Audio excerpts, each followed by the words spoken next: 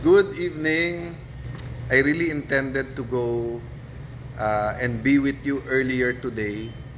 Pero as you all know, SONA, part ng trabaho natin as a legislator sa Senado ay makinig,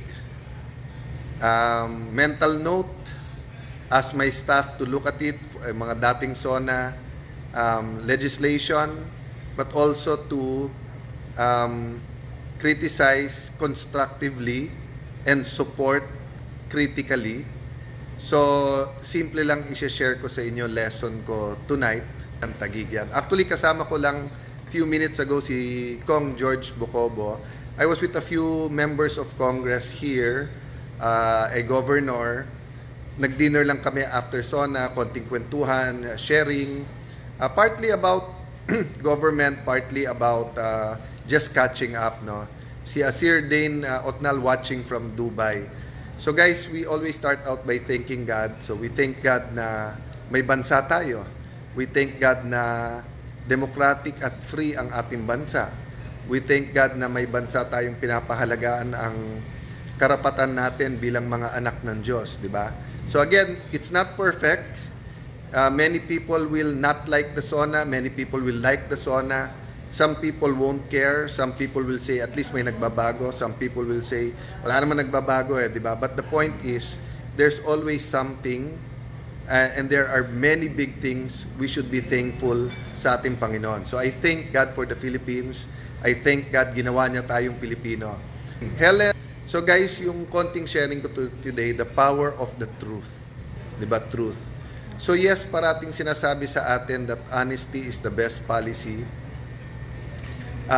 Minsan sinabi ni Dr. Miles Monroe, hindi totoo yan. That's a different topic. But ang point ko, hello ka muna dito, Brian, sa mga taga Parañaque. So sabi ko sa inyo, I was with a group of members of Congress, si Congressman Brian Yamsuan. So pinag-uusapan naman namin yung flooding at paano i-solve, i-protektahan yung Laguna Lake, pero i-solve din yung flooding sa Parañaque. Pinag-uusapan namin Parañaque Spillway, pero yung iba pang mga projects. Good evening, Brian. How are you? Good evening po sa lahat ng mga nakikinig sa ating mahal na Senador, Alan Peter Cayetano. I-plug mo naman yung yung iyong show.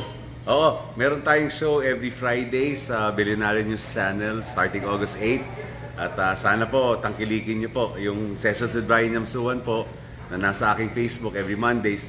Magiging Fridays na po siya starting August 8. And of course, siyempre, maraming salamat sa suporta. And tomorrow po, sa lahat ho ng benepisyaryo ng Bigay Negosyo, courtesy po yan ni Senator Alan Peter Cayetano at Senator Pia Cayetano. Sige bro, thank you. So 150 recipients po fellowship ang mga Congress, members of Congress ng 20th. So meron pa silang habulin. But thank you for spending time here. George, may taga Gate 3. Bumati ka na rin. So, kala ko nag-alisan na sila ngayon. Hello. Magandang gabi po sa inyong lahat. Hello, mga followers ng ating mahal na Senador, Alan. Thank you, George. Congrats ulit. Thank you. So guys, yung power ng truth, di ba? So, we talk about success, we talk about values, we talk about kawalan ng stress. May power talaga yung truth, di ba? Yung being truthful, saying the truth. Of course, sabi sa Bible, di ba, na ang Panginoon Jesucristo ang daan, ang truth. So again, I'm not talking about religion. I'm talking about basic principles. At bakit ko dinadala sa biblical definition ng truth? Kasi all of us wants to be free. At sinabi sa Bible, the truth shall set you free. So mahabang usapan yung truth. But for example, no, hindi tayo free from baha.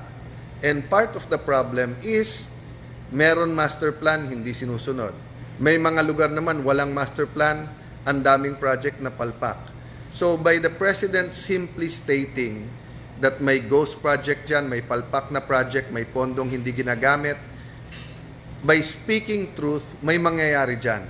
So meron mga sumang-ayon, pumalakpak, meron mga nagdududa, may mangyayari ba hindi, di ba? So hindi po yun ang pinupunto ko.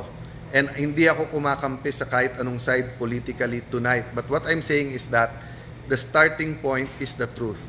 Kung sasabihin natin true may problema, magkakasolusyon.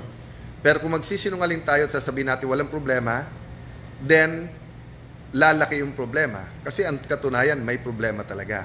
So, medyo pag-isipan natin ng konti, ika nga ng mga taga-Taguig, pagbulay-bulayan, di ba?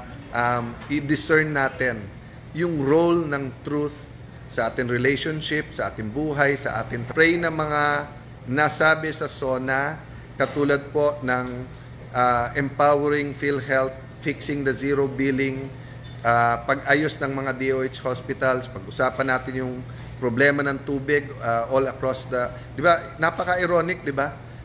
Maraming lugar ang problema, walang tubig lumalabas sa gripo, samantalang maraming lugar, baha naman ang problema. Naging storya po ng Taguig yan, na yung first district, buwan bago bumaba yung baha, second district walang tubig. Awa ng Diyos ngayon, minimal na yung baha sa first district. Of course, except pagkatulad nito na isang linggo umulan. Pero sa second district, most areas may tubig na rin. So may pag-asa po. And part of that is prayer. Another part of that is speaking truth. Diba? Coming out with the truth. Bycam issue, Jade, malayo-layo pa yon kasi siguro magsisimula yung house around August, September. So baka late September, October pa yung budget, di ba? So may binanggit ang Pangulo tungkol sa budget. Let's see where that goes. But it's a good start. May mga importanteng meeting tomorrow kasi getting organized pa lang yung Senate at yung mga committees, napaka-importante. So, I will see you tomorrow. Good night. God bless you.